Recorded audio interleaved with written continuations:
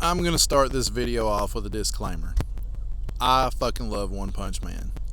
It is one of my favorite animes going right now. It's one of my favorite mangas that I've been reading right now. I love everything about it. The art style, the story, the Japanese take on superheroes. There's really not a lot going with that. I even like season 2 of the anime, even though it was flawed as shit. It is still one of my favorite animes right now. I can't get enough of it. I want another season. Like, I wanted another season like yesterday. That's how much I love that show. That's how much I love the property. And I really, really, really wanted to put that at the forefront of this video before I ever even got into the meat of this. And why I feel so strongly about this. Because Hollywood has a terrible track record with this kind of stuff. And I have concerns. And we'll get into this now. Apparently we're getting a live action One Punch Man, courtesy of Scott Rosenberg and Jeff Pinkner, two guys that wrote Venom and the last two Jumanji movies, and writing the next Venom. See, Scott Rosenberg and Jeff Pinkner are set to write the live-action adaptation of worldwide hit manga series One Punch Man for Sony Pictures. Via Rad and Aria Rad of Rad Productions are producing the film. These were the guys that were involved in the early 2000s Marvel movies, if you'll remember them. If not, look it up. Hugely popular both in Japan and around the world, One Punch Man follows the story of Saitama, a superhero who can defeat any opponent with a single punch but seeks to find a worthy opponent after growing bored by a lack of challenge in his fight against evil. Created in 2009 by Japanese artist One as a webcomic, One Punch Man quickly went viral in 2012. It was then published on Shueisha Young Jump Next with illustrations by Yusuke Murata. And I'll be honest, I like the old One illustrations. They were goofy as shit, but they were funny as hell.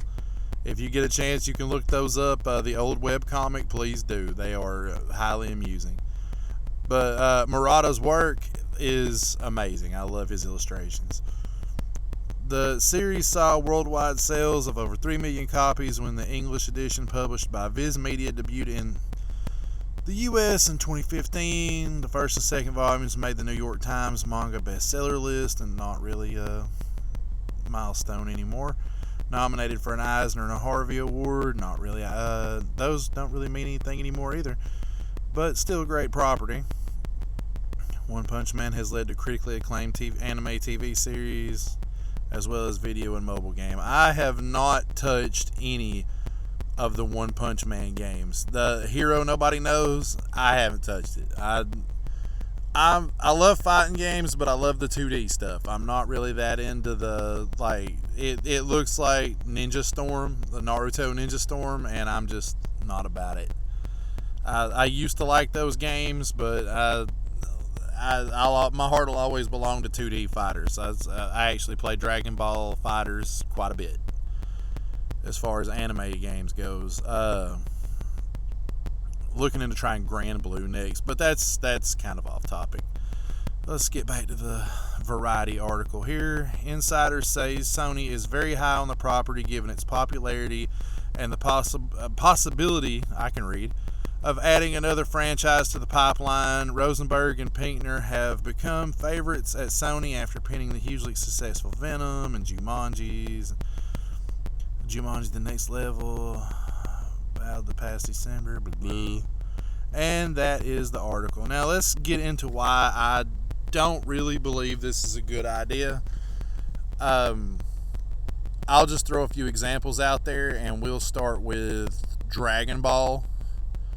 For anybody that saw that train wreck of a movie, I didn't go see it in theaters like I originally wanted and think.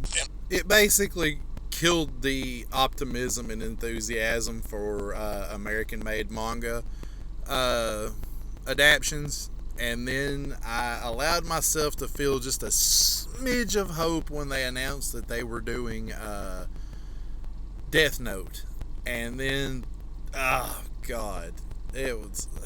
I expected light Yagami, and I got not light. I got terrible. The only saving grace of that movie, the only reason to even watch it, is because Willem Dafoe's Ryuk is pretty funny. Other than that, that movie's just a shit show. And that pretty well killed me on all of that stuff at that point. Like, I don't want to see another damn live action American adaptation of especially Bleach. I've heard they've been working on Bleach for years. They need to just stay the hell away from Bleach. Leave Bleach the hell alone. Bleach didn't do anything to you. Why the hell would you want to mangle Bleach? Leave that shit alone. And then Cowboy Bebop is just Netflix. I've harped on this one, and I just can't help it. Everything I've read, I'm going to give it a try. I'm going to watch the first episode, but everything I have read about the first episode, or the whole series for Cowboy Bebop that they're doing on Netflix, it looks like woke garbage. That's just the impression that I get. Could I be wrong? Yeah, I could be. I'm the first one to admit it. If I'm wrong, I'll be the first one to make a video that says I was wrong. But right now, I am pretty confident that I'm not gonna be. And then they haven't even announced. They've announced that they're doing One Piece, and I really cringe at the thought of that one. Like, I made a video about that one a while back if you want to check that out. But the point I'm trying to hammer home with these last few examples is that American directors, Hollywood people, they do not get anime and manga characters.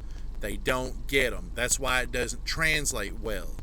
They look at that, see the source material, and like, oh, I can just put my spin on this.